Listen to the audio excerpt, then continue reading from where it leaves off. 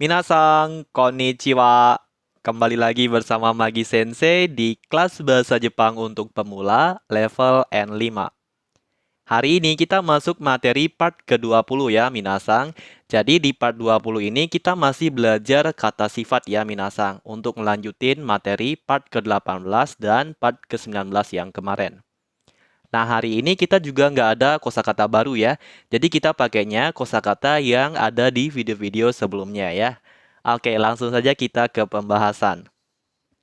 Nah, hari ini kita akan belajar penggunaan partikel ga. Nah, partikel ga ini fungsinya untuk apa? Jadi fungsinya untuk menghubungkan dua kalimat ya, Minasang. Nah, ga di sini itu nanti artinya tetapi. Jadi, pada intinya, partikel ga itu berfungsi untuk menghubungkan dua kalimat yang tidak setara. Maksudnya nggak setara itu apa? Nggak sama. Jadi, kalimat satu itu kelebihan, kalimat kedua itu kekurangan. Kalau kalimat satu isinya kerugian, kalimat dua isinya keuntungan. Contohnya kayak gini, sushi ini murah, tapi nggak enak. Nah, murah itu keuntungannya, nggak enak itu kerugiannya. Seperti itu, Minasang. Jadi kalau kalian ngerti cara pakai kata tetapi dalam bahasa Indonesia, partikel ga pasti ngerti juga. Sama mereka ya, Minasang. Langsung saja kita ke contoh ya, biar makin paham. Contoh yang pertama, sono kuruma wa totemo benri desu ga takai desu. Sono kuruma wa totemo benri desu ga takai desu. Sono kuruma kan mobil itu. Totemo sangat. Benri praktis. Partikel ga artinya tetapi. Takai mahal. Jadi bisa kita artikan mobil itu sangat praktis. Tapi mahal. Sangat praktis itu poin plusnya. Kalau mahal itu poin negatifnya ya, Minasang. Jadi seperti ini ya penggunaan partikel ga. Contoh yang kedua. Kono sushi wa yasui desu ga oishiku nai desu. Kono sushi wa yasui desu ga oishiku nai desu. Kono sushi kan sushi ini, yasui murah, ga tetapi, oishi kan enak. Nah, karena di sini bentuknya negatif, oishiku nai berarti tidak enak. Jadi bisa kita artikan sushi ini murah, tapi nggak enak. Nah, murahnya itu poin positifnya, nggak enak itu poin negatifnya. Seperti itu ya, Minasang. Semoga bisa dipahami ya.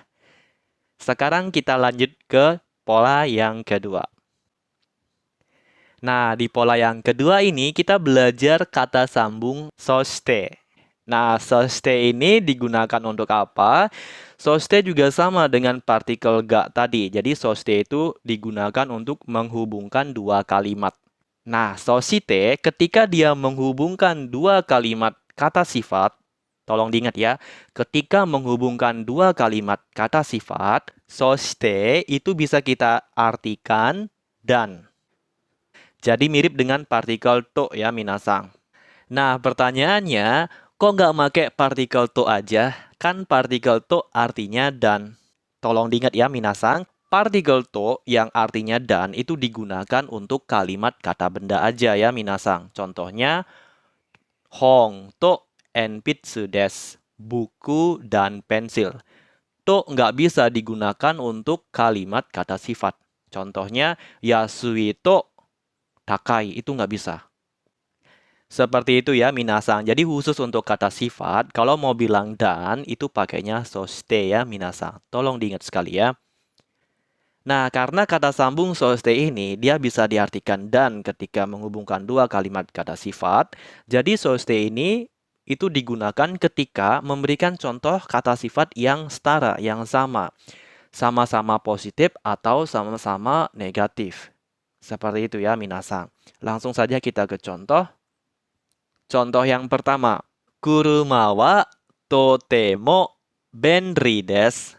Soshite yasui desu. Kuruma wa totemo benri desu. Soshite yasui desu. Kuruma kan mobil.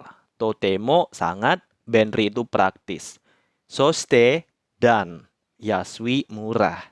Jadi bisa kita artikan mobil ini sangat praktis dan murah. Seperti itu. Contoh yang kedua, kono sushi wa yasui desu. Soste oishii desu. Kono sushi wa yasui desu. Soste oishii desu. Kono sushi kan sushi ini. Yasui murah. Soste kan dan. Oishi enak. Jadi bisa kita artikan sushi ini murah dan enak. Nah, murah itu poin positif, enak juga poin positif. Jadi sama ya, setara mereka ya. Seperti itu minasang. Semoga bisa dipahami ya untuk penggunaan partikel ga dan kata sambung soste. Sekarang kita lanjut ke penggunaan soste yang kedua. Nah, ketika kata sambung soste menyambung dua kalimat kata kerja, soste ini kita artikan kemudian. Tolong diingat ya minasang. Jadi ketika soste menghubungkan dua kalimat kata kerja, soste diterjemahkannya kemudian. Bukan dan nanti ya minasang. Seperti itu ya. Langsung saja kita ke contoh. Kesa 6時に起きました。そして水を飲みました。今朝6時に起きました。そして水を飲みました。Kesa kan tadi pagi, rokuji jam 6. Okimas kan bangun. Karena ini tadi pagi berarti lampau ya. Okimasta. Soste kemudian, mizu air, nomimas minum. Karena lampau, nomimasta juga ya minasang. Bisa kita artikan, tadi pagi bangun pada jam 6. Kemudian minum air. Seperti itu. Lanjut ke contoh yang kedua. Ashita gakko e ikimasu. Soste kaerimasu. Ashita gakko e ikimasu. Soste kaerimasu. Ashita kan besok. Gakko sekolah. Ikimasu pergi. Penanda tempat tujuan ya. Soste kan kemudian. Kaerimasu pulang. Sehingga kita bisa artikan besok pergi ke sekolah, kemudian pulang. Seperti itu ya, minasang. Gampang kok, pakai soste gampang ya, minasang. Nah, kalau kalian masih kurang paham atau kurang jelas, kalian bisa ulangi lagi ya dari awal minasang, biar makin-makin paham ya. Sekarang kita lanjut ke pola yang terakhir, yaitu kata tanya dore. Dore desu ka? Untuk polanya seperti ini, kata benda satu wa, dore desu ka? Karena kalimat tanya, jelas ada partikel ka ya di akhir kalimat minasang. Dore itu artinya yang mana. Sehingga pola ini bisa kita artikan kata benda satu yang mana. Nah, jadi dore yang artinya yang mana itu digunakan ketika menanyakan kata benda satu yang mana di antara 3 atau lebih benda. Jadi di sini bendanya konkret, nyata ya minasang. Nah, karena di sini menanyakan benda yang nyata, yang bisa dilihat, atau di depan kita sendiri bendanya, menjawabnya harus disertakan dengan kata tunjuk minasang. Jadi menjawabnya seperti ini. Kalian berikan kono sono ano dulu. Jadi kalau bendanya dekat kita pakai kono, kalau bendanya dekat lawan bicara pakai sono, kalau jauh dari kita berdua pakainya ano. Baru diikuti dengan kata sifat i atau na plus kata benda 2 des. Seperti itu. Langsung saja kita ke contoh ya biar makin paham.